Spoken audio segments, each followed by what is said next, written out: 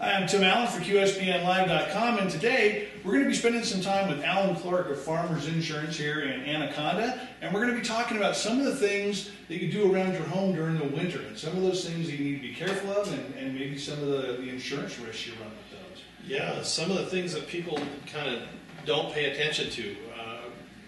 Ice buildup on the roofs. That's a thing that can create leaks in your roof. Can create quite a rumble when it comes off, can hurt your animals if you have pets, but it does create damage, can damage your water spouts, your drainage coming off your roof, so you really need to pay attention to, if you have ice buildup, if you have a way to get that ice off of there, you need to do that. Watch your snow, make sure when it's coming off, if it starts to pile up around your house, you don't want it to melt and drift back into your home. You want to clear it away from your house, so you can do that. So that buildup around the bottom of your house could get into your basement. Exactly. Kind of thing. If you don't have maybe a French drain or something. If you don't have a French drain, or if you have window wells, it can build up and drop down into your window wells. It can seep in through your windows then. Wow. It's something to watch for.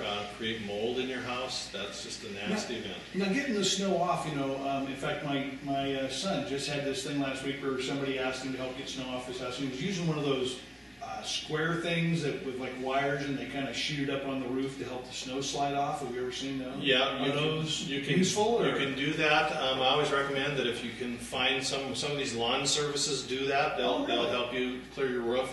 Most roofs will drain properly. There are some roofs that have flat spots.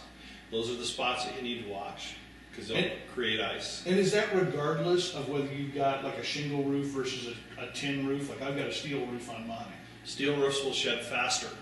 Yeah, right. And most roofs are a 412 pitch or better, so they will shed their water even if they're an asphalt shingle. But you want to get rid of those big overhangs, obviously. You want to watch that you don't get a good build-up spot. And if you have an overhang, you want to create a situation where you can get that overhang off of there and do it safely. Okay. And so once that water gets in, now you've got a whole other issue that when the temperatures start heating up, are going to create mold and all kinds of crazy stuff that you may not even be aware of this time. Once you notice water coming into your house, you need to first stop the source immediately, and then immediately start drying it out. You want to put fans down there, you want to put a heat source down there, maybe a small heater, and once it starts drying, it'll dry out fairly fast, but you want to watch that, because if it sits there over time, it will start to mold. Okay, so check the edges of your house, check the basement. If you're not going down there, I know we don't go down there a whole lot, so that's something I'm going to have to do when I get home today. Try and make a periodic check. Once a week, go down and check your basement, check all the walls, the corners if you can. Make sure you don't have any water coming in that shows up on the floor, or look for wet spots. And so what about windows? Are windows just a big problem? Yeah, just check to make sure that you don't have windows that have fog in them. See if the seals are broke, or that the window sills themselves don't have ice buildup. If they do, go outside, kind of get that ice out of there, chip it away. Okay. The other thing, always make sure that your sidewalks are clear. It's a great liability concern. Slip and falls are a big source of lawsuits. So keep your sidewalks clear. Use ice melt, salt, have a good snow shovel, keep them clear. Is there anything like for gravel? Because a lot of folks who live out in the rural parts don't necessarily have defined walkways, but they have gravel driveways.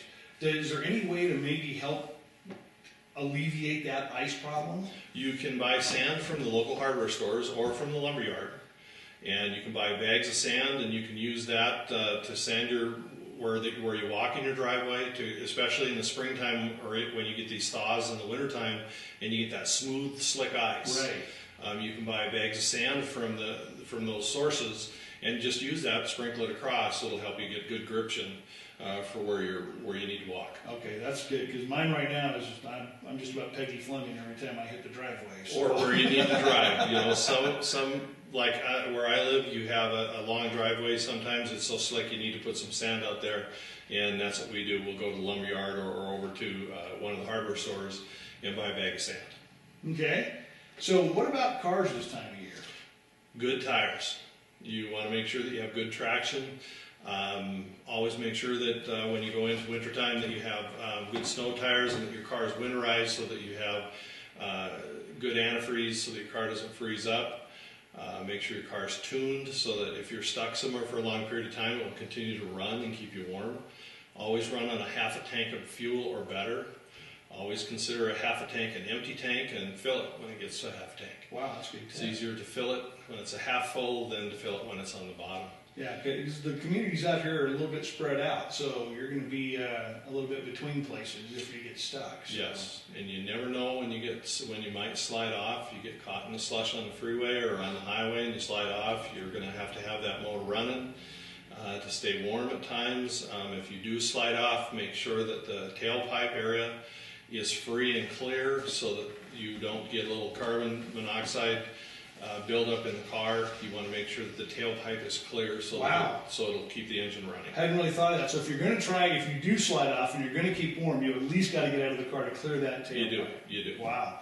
And so I guess in the area of slide-offs too, we talked a little bit, people just have to slow down. Yes, yeah. Drive through the conditions. And so, there are a lot of things I've heard about how to identify black ice. Is there anything you're aware of that being able to tell that versus when a road is good or just wet? If your headlights shine on it and it's cold enough to freeze, that should identify black ice to you. And it's hard to recognize. That it just comes on you. A lot of times it's just there, but if the highway is really shiny to you and it's below freezing, you should start recognizing that as a possibility of being black ice. And take precautions. Don't slam on the brakes. Tap your brakes. Just let the car slow itself down. So kind of a slow, like just easy, gentle braking? Just tap your brakes. Just tap. If you're tired, with the braking systems now, they will gradually bring you down, but on black ice itself, you want to just maintain control as best you can and slowly bring your car to a halt. So don't do anything drastic. Don't do anything drastic. And we just ran a story the other day that we saw a graphic on from the Highway Patrol about the whole issue with plows and about not necessarily trying to pass those in the blind spots. I mean, can you talk a little bit about the importance of that? Give a snowplow as much room as possible. Don't crowd them from the rear. People get right up on the rear end of a snowplow, and because of all of the fog that a snowplow develops, they don't know if he's stopped, if he's going 20 miles an hour or 50 miles an hour, and they end up rear-ending him. Yeah. And all those strobe lights that they're running on the back of those plows to try and protect the public from running into them, the public still has a hard time when there's heavy snow and there's a lot of fog developed by the snowplow of actually recognizing how close they are. A lot of times, of course, when the DOT runs those ads where there's 2 or 3 snowplows running side by side, don't try and pass. Yeah, that's just... Take your time. You gain that extra 5 minutes isn't going to get you anywhere. And I think they try to go kind of exit to exit so that they're exiting frequently. And really, if the road's bad behind them, it can only be worse in front of them. Exactly. What they're creating behind them is a better driving situation than the one that's in front of them. Yeah. So, anything else on vehicles this time of year? No. Pay attention, be a good driver, and drive for everybody else too. All right. So we got the home and the auto. So now when people are out having fun on some of their vehicles, what are some of the things they can look at there to help with keep themselves safe? Snowcatting. The next thing that comes up, which is the fun sport. A lot of people do it. Recreational wise, there aren't many places in the mountains nowadays that a snowcat can't go. We've just recognized the fact that there's more and more power underneath these guys that snowcat. They can get almost 1,100 cc's underneath them. And that will put them into positions where they shouldn't be. We tell them to use all precautions, to watch for avalanche, to watch for rocks sloughing, trees tipping, recognizing what's under the snow as far as stumps, but having a good time also. There are a lot of ripcord packs where they can hopefully ride out an avalanche should they get caught in one, or at least stay in the upper layer so people can dig them out. But more importantly, just be out there and have a blast. And pay attention, recognize where you're at. Don't get lost. If you're going into the deep country, I would think letting somebody know where and when you're planning to come back. Travel with a lot of people Don't go out with less than 2. Don't go out by yourself. It's hard to find an individual. Yeah. If you're out with a buddy, then at least a buddy knows where you're at generally. There's a lot of good country in Montana, and there's thousands of snowcatters, thousands of cross-country skiers. Your wherewithal of knowing where you're going, how to get there, and how to get back. How important would you say carrying equipment? I mean, like, I know we had an incident a couple weeks ago in Granite County with some guys who got lost in the backcountry. They were out snowmobiling, and they sent a text message to, I don't know, some emergency group that got it to the Granite County Sheriff, who then went and sent people out to find them. So is it important to carry that kind of gear, or to make sure you're in cell reception if you're trying to have fun, or how do you deal with that aspect of it? There's so much technology out there that there is a lot of ability to be able to resource rescuers. You can have satellite phones, which basically will work anywhere. A cell phone will work anywhere. You can GPS your location. Most 911 systems can ping you off of a cell phone. If you have the simplest of GPS handhelds, you can backtrack yourself. Oh, okay. But if you're hurt, then cell phones come in, very handy. If you're in a location where they don't work, that's where having a buddy helps. That person can get out and bring help to you. Satellite phones will work anywhere. They are pricey. Most people don't carry them. I only know of a couple individuals that have them. And I think you pay a yearly fee for it, and then it's only minutes when you use them. But they're an expensive proposition just to purchase. And so whenever you have any of that stuff, make sure before you go out you're fully charged. Yeah, so that's right. Maximum lifespan. It's no good if you don't have battery charge. Cell phones have been kind of the godsend to most people.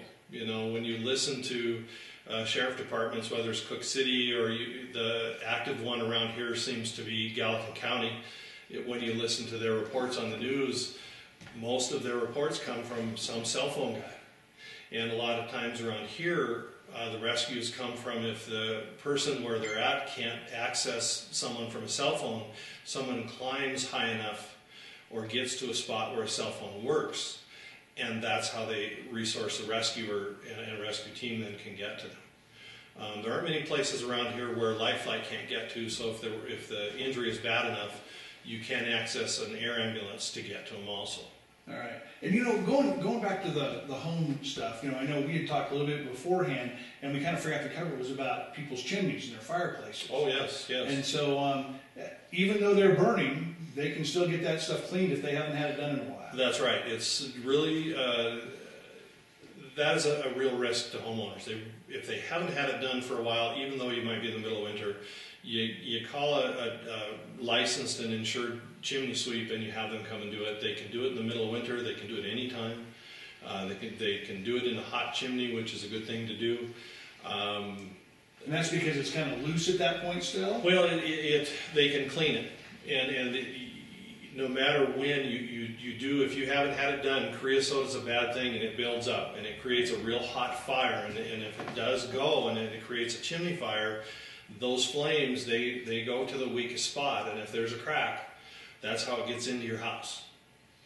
And so it's really important that your chimney's clean. So if you haven't had that chimney cleaned in a year, I can't stress this enough, have that done. And if you have a pipe, you don't want to have 90-degree turns in it, if I'm not mistaken. Well, as long as it's put in properly, and you have it cleaned regularly, and you inspect it all the time, meaning, probably every 6 months, especially if you have 90-degree angles, then it probably operates properly. But you do have to do inspections on those that have unusual angles, and that would be unusual. When they have that, how do you inspect it? And is it just looking up? Is it banging on something? How do you inspect that kind of structure? Usually a 90-degree angle will go outside and it will go into a masonry chimney. So then you'll use mirrors and flashlights. Gotcha. And you'll call somebody who's a chimney sweep and have them come and do it. Okay. You're going to have someone who knows how to do it unless you were the guy that put it in and you know how it's installed. Gotcha, okay. And so, yeah, we just had a chimney fire out in Hall not too long ago, and it was up 290s, and it didn't go outside. It went into a main wall and then went up. And fortunately, the gentleman saw it from outside his house. It was flaming, and we were able to put it down.